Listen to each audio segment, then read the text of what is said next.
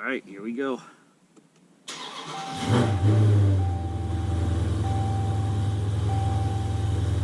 So today's video, we are going to talk all things MDS, multiple displacement system.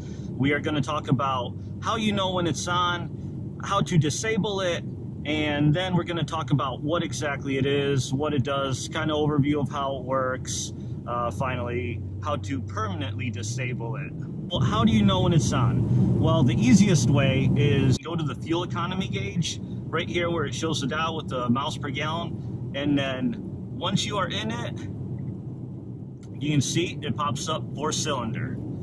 That is how you see it. How do you turn it off? Well, there's a couple of really quick, easy, free ways to do it. Number one, right now, I have an automatic, it's in drive.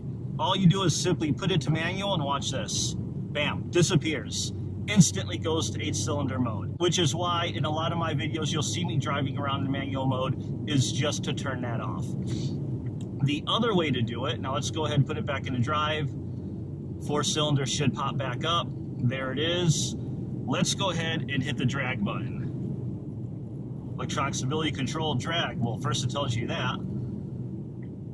But then if you look, there it is. No more 4-cylinder mode. So those are the two easy, free ways to disable MDS in your automatic.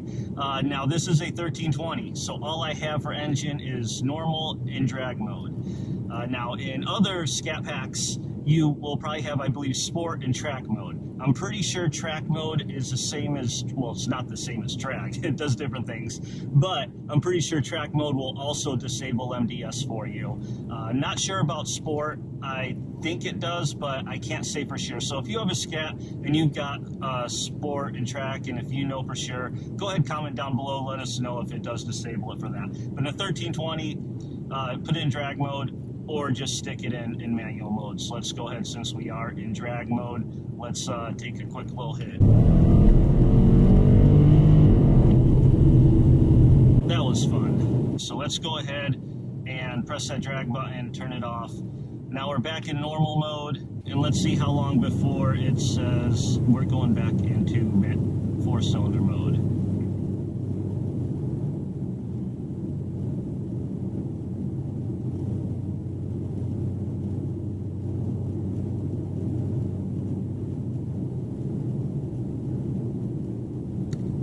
Back in 4-cylinder. Well, I just barely stepped on the gas and it instantly turned off. Let's let off the gas. There we are in 4-cylinder mode. Who all has MDS? Well, first of all, we're only going to talk about the 6.4 liter 392 Hemi, which is in Chargers and Challengers. Now, I don't know 100% on the Chargers how it works. I'm pretty sure they all have MDS mode. On the Challengers, you will only have an engine, a 392 with MDS, if you have an automatic. So if you buy a manual, a true manual, a stick shift Challenger 392 Scat, you will not have MDS. It does not come with MDS. There's a couple benefits to having MDS in an automatic. One, your gas mileage is going to be a little bit better. But if you're buying a Scat, if you're buying a near 500 horsepower car, you probably shouldn't worry about gas mileage. If you're worried about gas mileage, you bought the wrong car. I hate to say it, you did. You bought the wrong car. The other benefit, because of the MDS, the mileage gets bumped up a little bit, and that actually allows Dodge to sell these cars without a gas guzzler tax. If you buy a manual stick shift Challenger, if you look at the window sticker, you will see that you have to pay a $1,000 gas guzzler tax because of it. So if all things being equal, you have two Challengers, one a stick, one automatic. That stick is always going to have that gas guzzler tax. Your automatic, you are saving that $1,000. So in reality, whereas an automatic option is like $1,600, because that gas guzzler tax, it's really only $600. Now, I'll be completely honest myself, I would have gladly paid the $1,000 gas guzzler tax on top of my automatic in order to not have MDS. I do not like the system. I don't care for it. I'm not worried about mileage in this car. Okay, one reason a lot of people don't like MDS is because they blame the cam and lifter failures on the system. Because a lot of people do know that these Hemis, even 5.7s too, they sometimes have an issue with that. Now, how often does it happen? I don't know. There are so many of these cars and engines out there that I think the rate of failure is pretty low overall, so most people don't have to worry about it. Most of the cars that do have the failure tend to be cars that idle for a long time.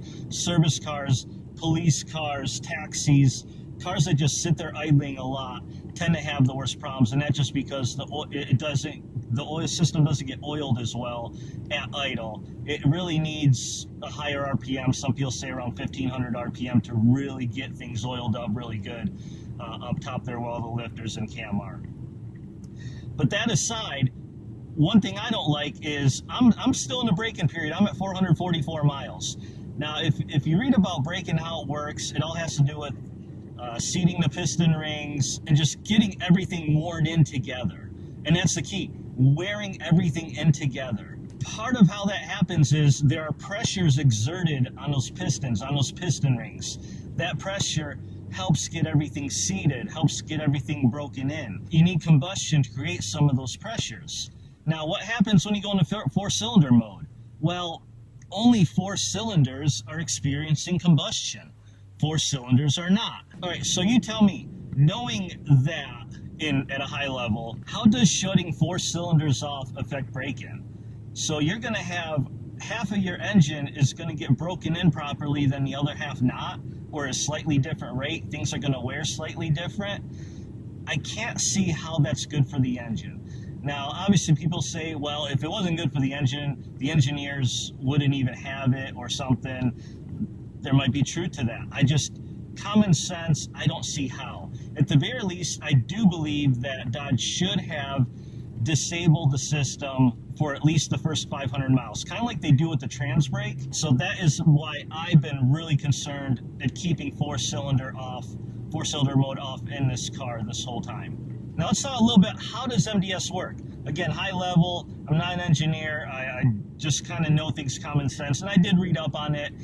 So basically how it works is you have special lifters, and those lifters are what roll against the cam. They push up on the push rods, opening the valves. Now these different lifters though, they kind of have like a spring mechanism in there and a little pin. And next to that pin, there's a little solenoid that goes in the block. And the non-MDS engines, there's still a spot for the solenoids, but they're missing. And that's how the computer turns it on.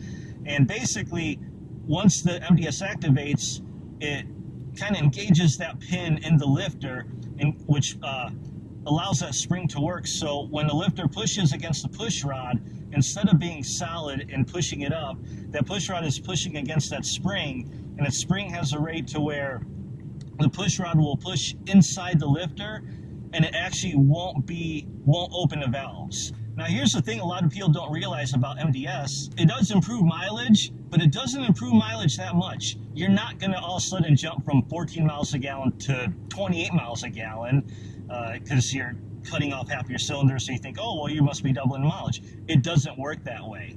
Why doesn't it work that way? Well, think about this. Think about one of those two-person bicycles and think, what the heck is this? I'm going to decline that.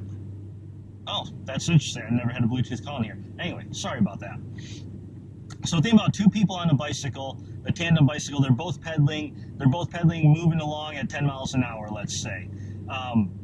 Now, let's say all of a sudden one of those people just lets their feet off the pedals and stops pedaling. What do you think that one person is doing? First of all, that bike is going to slow down right away, because now only one person is pedaling the exact same amount of weight, the same everything, but only one person is pedaling. So that bike is going to slow down.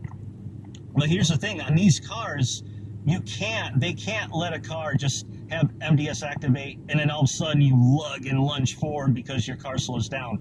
It needs to keep the same speed. It needs to make it so you don't even know it's on. And they do a dang good job of that, because if you don't see it or hear it, you wouldn't even know by feel that it turned on. So let's go back to that bicycle analogy.